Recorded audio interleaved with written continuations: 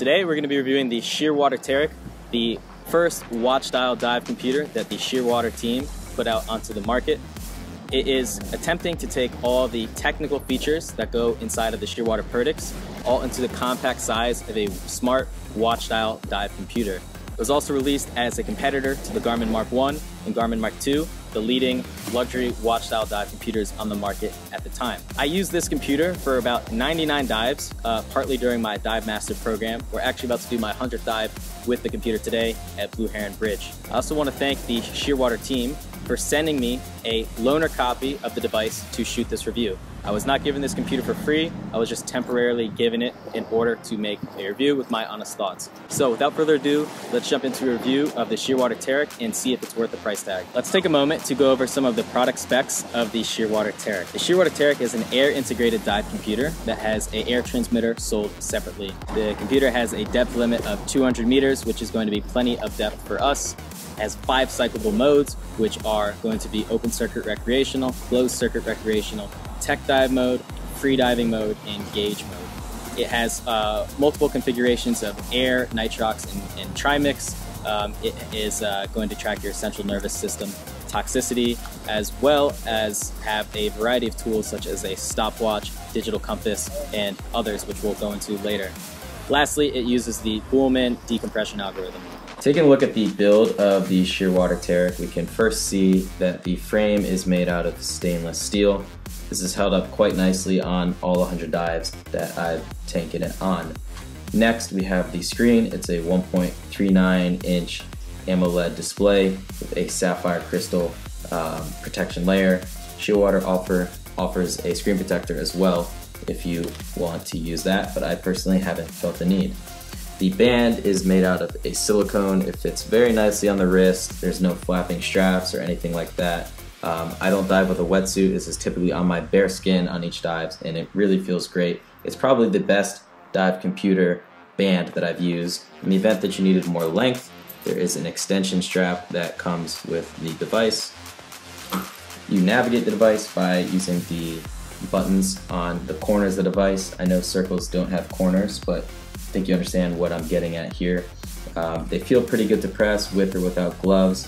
One thing I will say is after a long day of diving in the ocean, sometimes some salt crystals can dry up, making these buttons a little bit hard to press. So just make sure that you rinse it thoroughly after diving. The Shearwater Teric is often used as a everyday digital watch, although I do find the profile of the watch to be a little bit too bulky for everyday use. Here we have it side by side, a Seiko analog watch and an Apple Watch, and you can see not only is the screen much larger, but it has a much larger profile on the wrist. So I don't use the Shearwater Teric for an everyday watch. One of the features that the Shearwater Teric receives the most praise for is its display. Not only is it super bright in some of the darkest underwater environments, but it's also extremely intuitive. This was my first 4-button dive computer.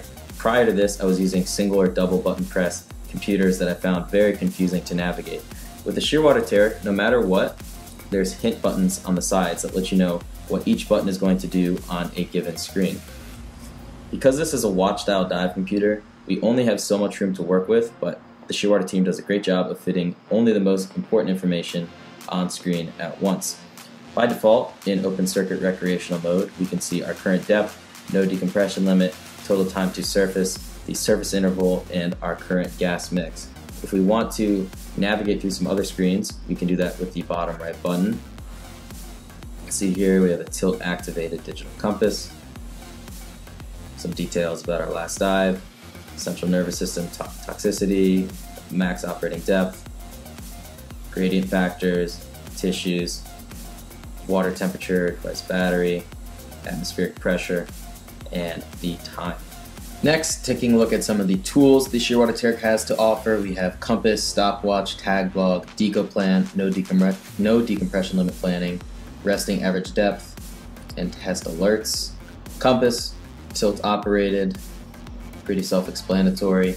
We go to the stopwatch. Again, everything you'd expect from a stopwatch. Very nice user interface. Let's see what else we got here. Tag log. This is for marking your dives so that when you export them outside of the device, you can see if there was any points of interest, such as an animal or a safety hazard. Continuing on, we have deco plan, no decompression limit planning. This can only be used with diving, so I can't show you that one, unfortunately. If you'd like to change the alerts on the Shearwater Teric, you can do this by going to the navigation menu and clicking alerts. And here you have the options of beep, vibration, or beep plus vibration. You can hear the beep there.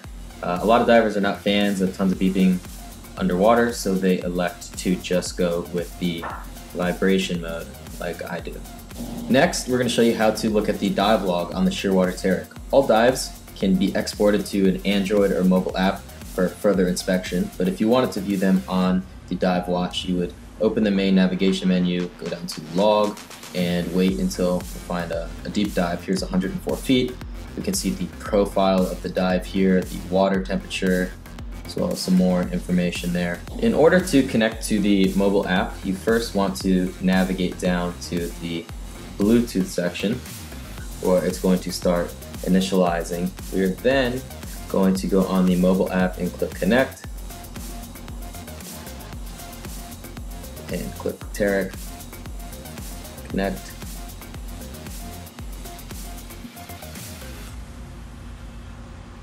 And now we can hit download dives or update firmware if that's what we want to do.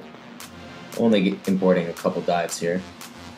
If you'd like to install the latest firmware updates on the computer, navigate to the Bluetooth setting and then take your smartphone and click connect. Then click update firmware, install, and it'll start updating. In order to charge the Shearwater Teric, it comes with a docking station that has a USB-C type connector to it. And basically you take the computer and place it on its side, and when it's green, it is charging.